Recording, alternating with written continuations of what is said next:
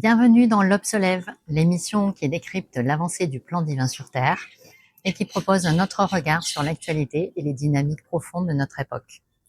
Nous sommes le dimanche 19 avril 2026.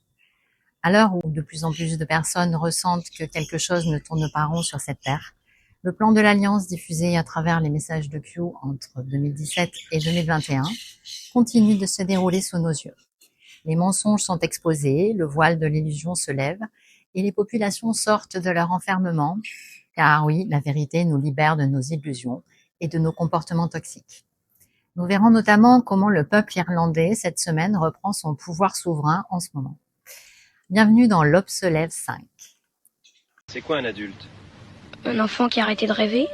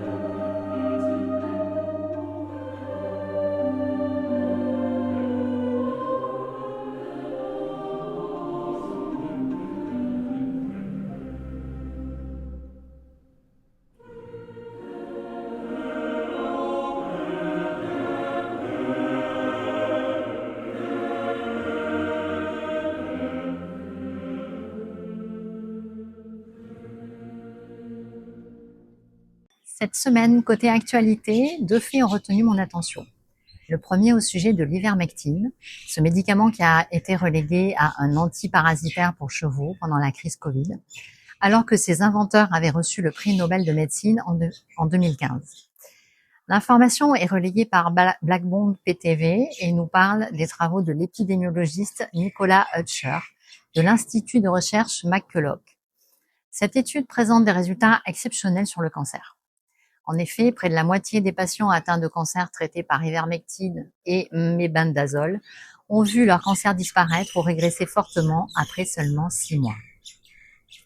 84,4% ont eu un bénéfice clinique, 32,8% ont eu plus aucune trace de la maladie, 15,6% ont eu une régression tumorale et 36,1% ont vu leur maladie se stabiliser. Je vous montre la vidéo. The single largest human study on ivermectin and mebendazole in real human cancer patients. And what we found was absolutely shocking, where nearly half of these cancer patients taking the ivermectin and mebendazole reported either cancer disappearance or tumor regression.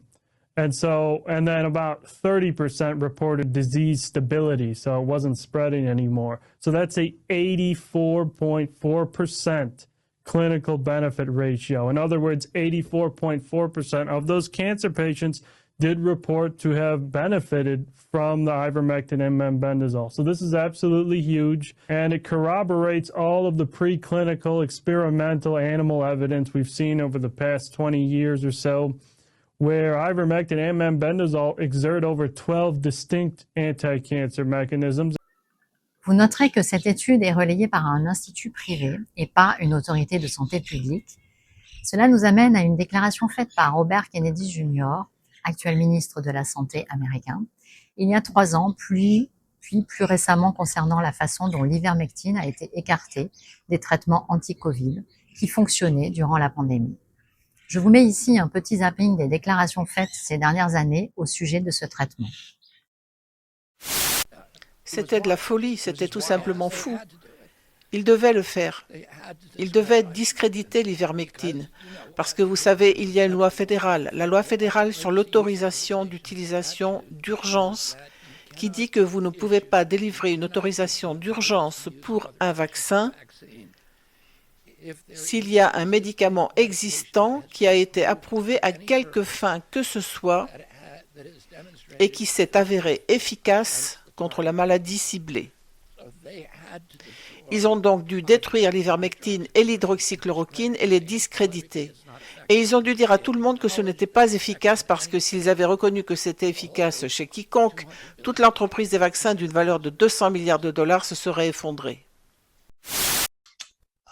I'll say, explain to your listeners that that people wonder, why did we need to suppress ivermectin and hydroxychloroquine? These are well-established drugs with well-established safety profiles that have billions of doses have been given. Ivermectin is a human drug. It also works on horses, but it won the Nobel Prize because it works so well on human beings. Mm-hmm. Tony Fauci's problem was this. There's a little-known federal law that says you cannot give an emergency use authorization to a vaccine if there is any medication approved for any purpose that is shown effective against the target disease. So if Tony Fauci or anybody had admitted that hydroxychloroquine or ivermectin are effective against COVID, it would have been illegal for them to give the emergency use authorizations to the vaccines, and they could never have gotten them approved. And it would have been, a 200 billion enterprise that would have collapsed. So he would not have gotten emergency use authorization for the vaccine if the medical community had been saying ivermectin works. It is an effective treatment for COVID.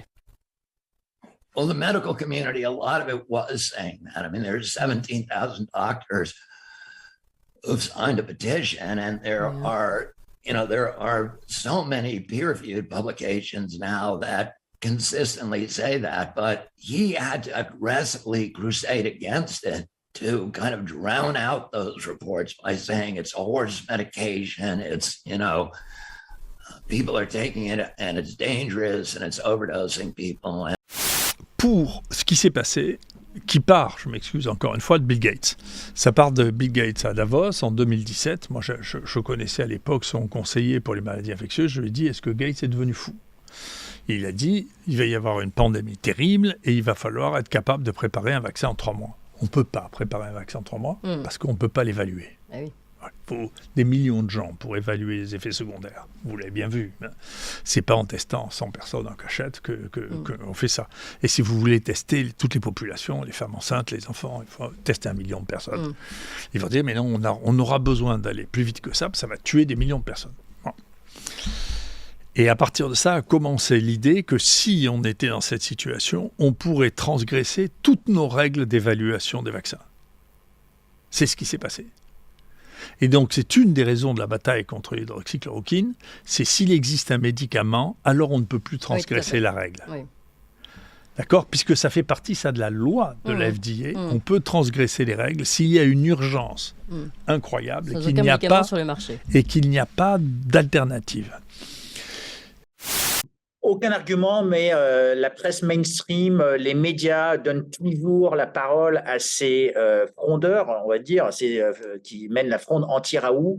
Alors, quand on regarde du côté des États-Unis, peut-être une question quand même pour amener au vaccin, c'est qu'une des conditions pour qu'un vaccin soit approuvé, c'est qu'il ne faut pas qu'il y ait de traitement précoce. Quand vous avez un institut hospitalo-universitaire qui fait tout ce travail pour démontrer la performance et démontrer que ça fonctionne. Est-ce que ce n'est pas pour cela que le professeur Raoult subit toutes ces attaques ?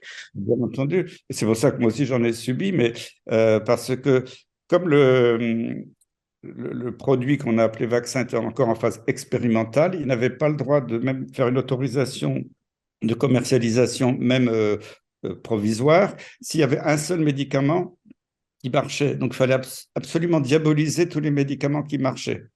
Hydroxychloroquine. Après, on l'a vu avec l'ivermectine.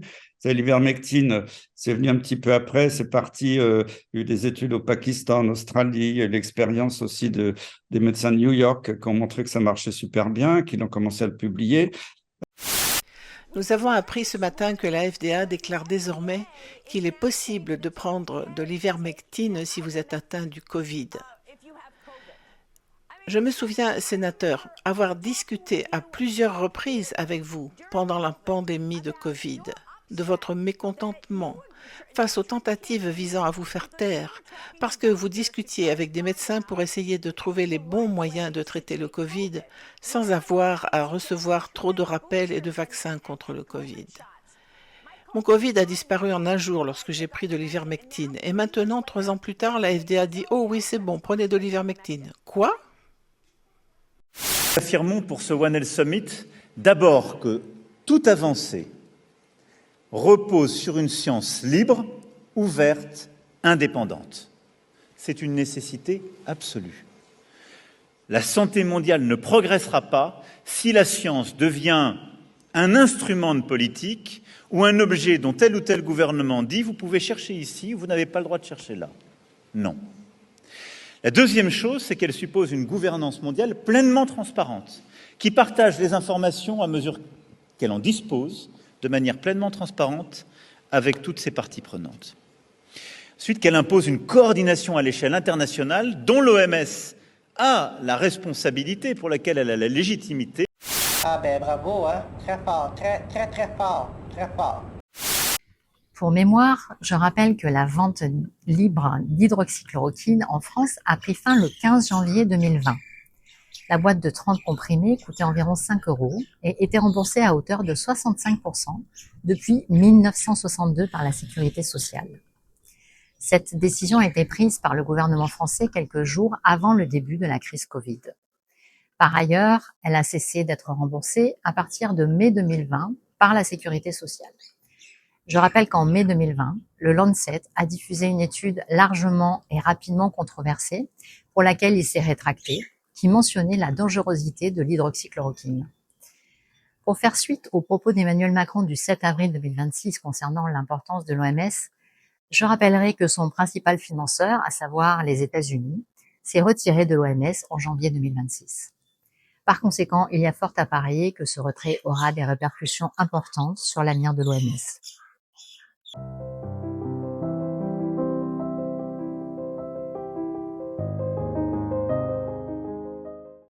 Autre actualité qui a retenu mon attention ces derniers jours, c'est en Irlande que ça se passe, où les patriotes irlandais ont paralysé la nation.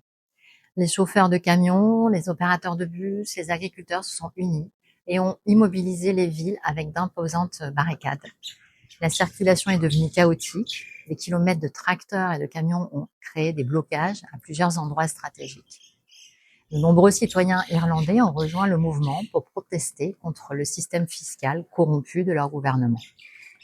La pression semble avoir payé. Le gouvernement irlandais a annoncé le dimanche 12 avril de nouvelles mesures pour tenter d'apaiser la colère des Irlandais contre la hausse des prix des carburants, au terme d'une semaine de manifestations et de blocages. Cette flambée est directement liée à la guerre au Moyen-Orient, bien évidemment, et aux tensions dans le détroit d'Ormuz, passage stratégique pour le transport mondial de pétrole. Le mardi 14 avril 2026, le ministre d'État, Michael Elliott, a démissionné de ses fonctions. Je vous laisse écouter un extrait de son discours au Parlement irlandais. I always looked at myself as a gauge of the people of rural Ireland, and I really believe that I am.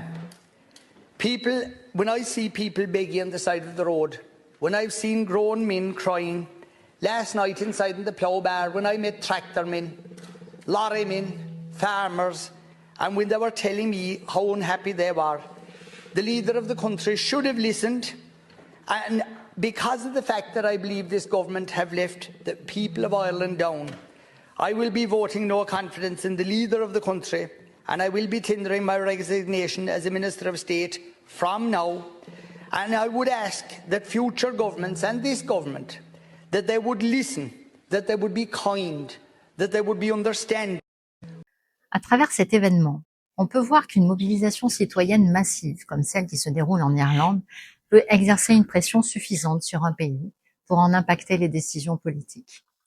La pression massive des patriotes irlandais a fonctionné. Le peuple d'Irlande est en train de reprendre le pouvoir. Qui sera le prochain ?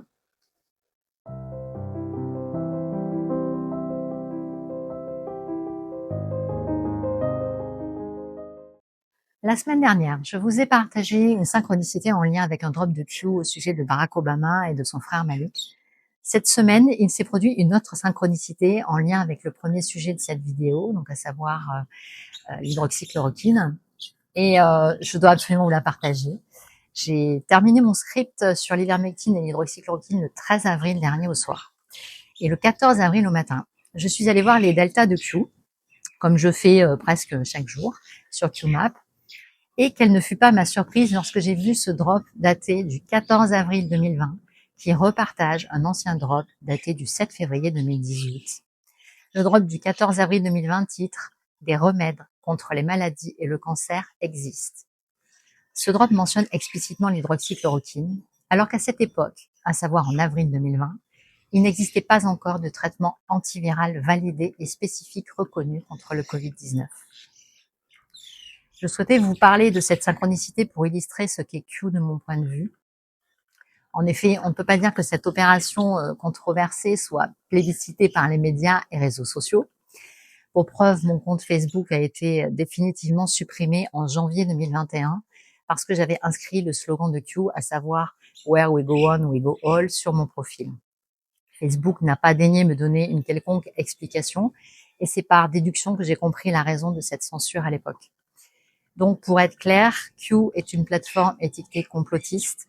ChatGPT la qualifie de théorie du complot sans preuve solide, de phénomène amplifié par Internet et les réseaux sociaux, et décrite comme une dérive quasi sectaire sur Wikipédia.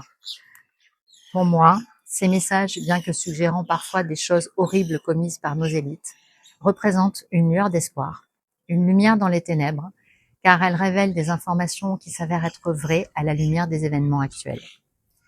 Bien que je ne maîtrise pas l'intégralité du contenu de ces 5000 messages, ceux-ci m'ont permis de garder la foi et de croire en un avenir meilleur.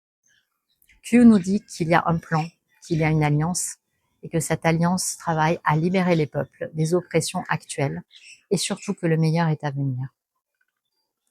Voici un drop du 8 avril 2020 qui reprend les versets bibliques d'Éphésiens 6, versets 10 à 18, dont je vous ai déjà fait l'interprétation symbolique dans l'Aube se lève 2. Je vous mettrai le lien en description. La phrase qui a retenu mon attention est celle-ci. Le monde comprendra bientôt.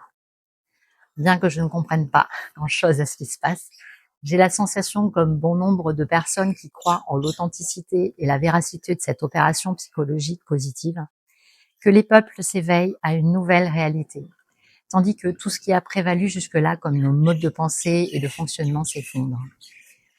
Voici un drop qui vient étayer mes propos. Nous allons vous montrer un nouveau monde. Ceux qui sont aveugles verront bientôt la lumière.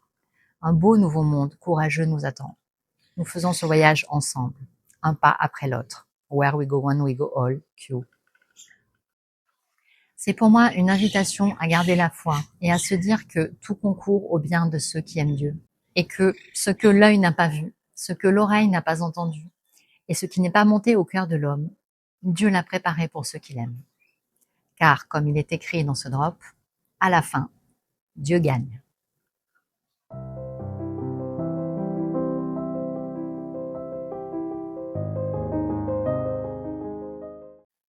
Cette semaine, j'ai envie de vous partager l'extraordinaire histoire de Notre-Dame de Guadeloupe.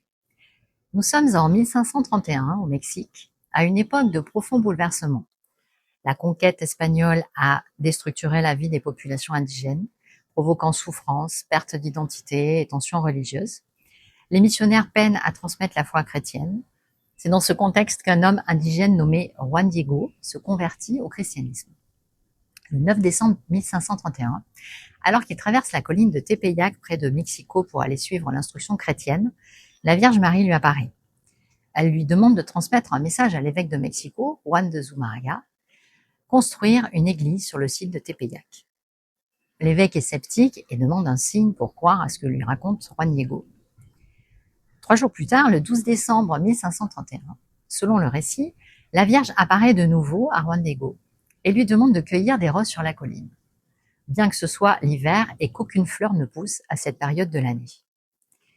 Juan Diego trouve alors des roses de Castille qu'il cueille et décide de transporter dans son manteau pour les apporter à l'évêque, d'origine espagnole. Lorsqu'il les présente à l'évêque et ouvre son manteau, Les fleurs tombent et une image de la Vierge apparaît imprimée sur le tissu. Cette image est aujourd'hui conservée intacte depuis 5 siècles dans la basilique de Guadalupe, à Mexico. L'Église catholique reconnaît officiellement ces événements comme des apparitions mariales et considère Notre-Dame de Guadalupe comme la patronne du Mexique. J'ai trouvé l'extrait d'une conférence donnée par Didier von Kovlard à ce sujet, qui nous donne des détails croustillants sur les faits scientifiques qui ont entouré cette histoire. Je vous mettrai le lien dans la description. Alors ça pourrait être une jolie légende d'Épinal si cette tunique n'était pas encore là aujourd'hui. Tout le monde peut la voir, la basilique de la Guadalupe. Elle ne devrait pas exister parce que c'était une tunique en fibre d'agave qui n'a jamais résisté plus de 20 ans. Ça tombe en poussière. Elle est absolument dans un état de conservation absolu. Et cette image, c'est une peinture, entre guillemets, recto verso, sans après, sur un tissu lâche. Et vous la regardez de loin, ça a l'air d'un merveilleux tableau. Donc déjà, c'est impossible. Et le prix Nobel Richard Kuhn, en 1937, analyse les pigments et dit « pigments inconnus sur Terre ». Ils ne sont pas d'origine végétale, animale, je ne sais pas ce que c'est. Et la position des étoiles, qui ont l'air décoratives sur le manteau, les astronomes ont découvert que c'était la position exacte des constellations dans le ciel au-dessus de Mexico au jour et à l'heure de l'apparition en public.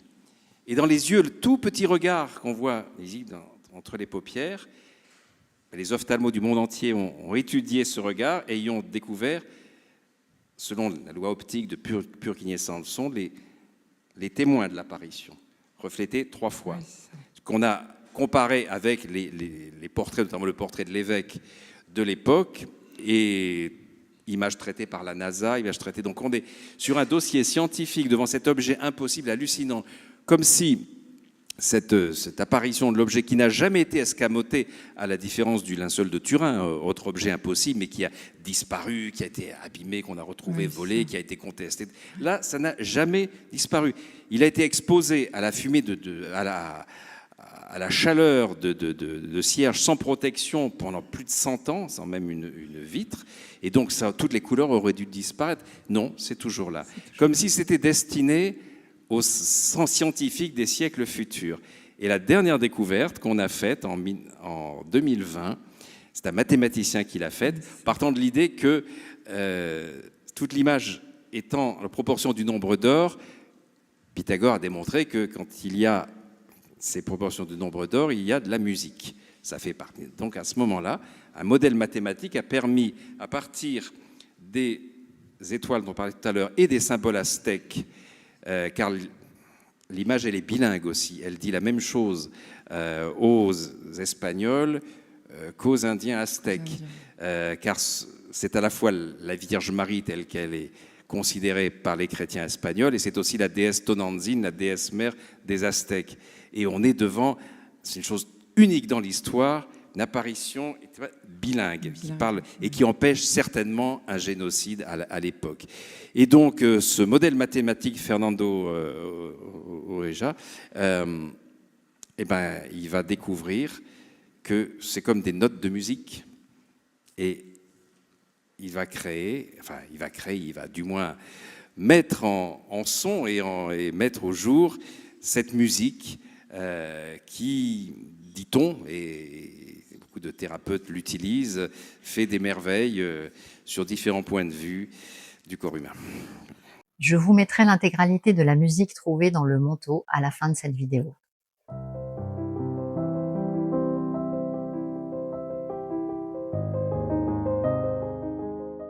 Dans les initiatives du Nouveau Monde, je vous présente aujourd'hui une pharmacie qui ne vend aucun médicament.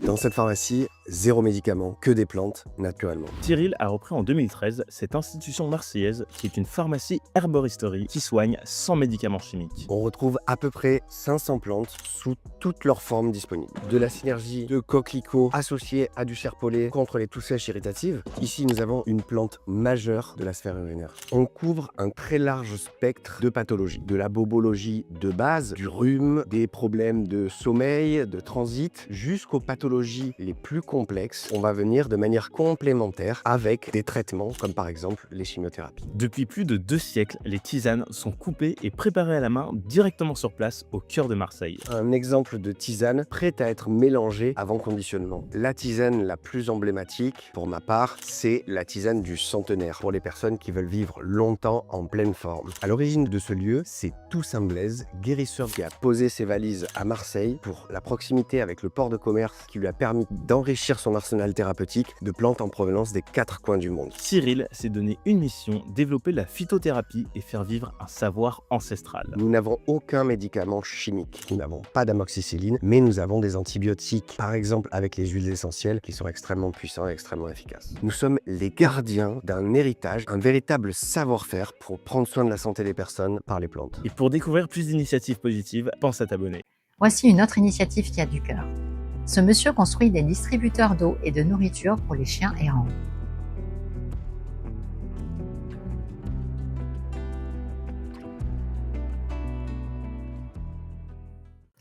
Enfin, je souhaiterais développer le sujet de l'intelligence artificielle et de l'éducation.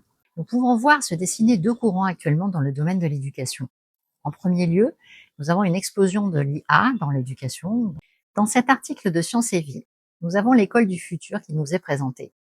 Alpha School enseigne depuis 2 ans aux États-Unis avec une intelligence artificielle comme seul enseignant. 2 heures de cours par jour et 0 professeur. Voilà comment Alpha School fonctionne concrètement. La journée commence par une activité de groupe. Ensuite, les élèves s'installent devant leurs ordinateurs pour 2 heures de cours entièrement dispensés par la plateforme IA de l'école. Pas de manuel, pas de devoirs, pas d'enseignants. La plateforme combine des outils internes avec des applications comme Khan Academy ou Mobimax. Une fois les 2 heures terminées, les élèves rangent leurs ordinateurs. L'après-midi est alors consacré à des ateliers pratiques axés sur des compétences de vie, le travail en équipe et des projets concrets. Ce qui est intéressant dans cette pédagogie, c'est que ces élèves scorent dans le top 1 à 2% des tests nationaux. En France, nous avons déjà des exemples d'IA intégrés dans les apprentissages, comme dans cette classe de CE1 en Haute-Garonne. On va s'asseoir. Le 27. Le 12.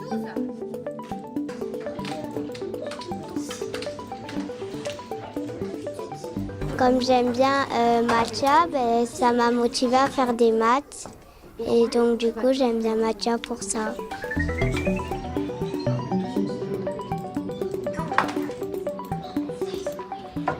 J'aime bien parce que tu dois choisir, tu peux travailler en même temps jouer. J'aime bien faire ça.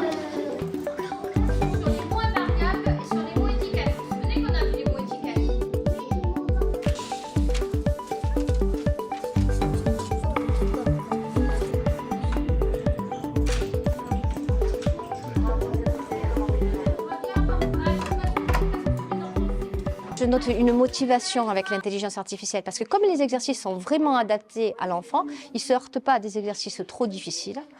Et pour ceux qui sont en avance, c'est l'inverse. Ils n'ont pas d'exercices trop faciles. Donc ça s'adapte vraiment à chaque enfant. Donc ils sont d'autant plus motivés que les exercices sont plus progressifs en fait. Mathieu m'aide à comprendre les calculs et à donner les bonnes réponses. On peut s'entraîner sur ce qu'on veut, comme les additions ou les multiplications. Mathieu est un beau qui fait des maths. C'est stratégique parce que l'IA est présente maintenant au quotidien. On l'a avec les différentes plateformes qu'utilise n'importe quel particulier sur son smartphone ou son téléphone. Quoi qu'il arrive, en fait, les élèves sont nés dans un monde où l'IA est présente.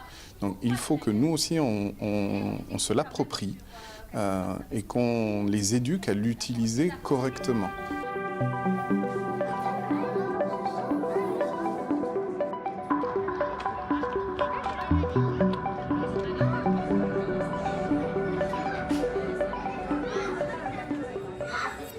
En parallèle de ces avancées dans l'enseignement, nous avons une tendance que l'on pourrait qualifier d'inverse, puisqu'elle s'oriente vers le retour à la nature.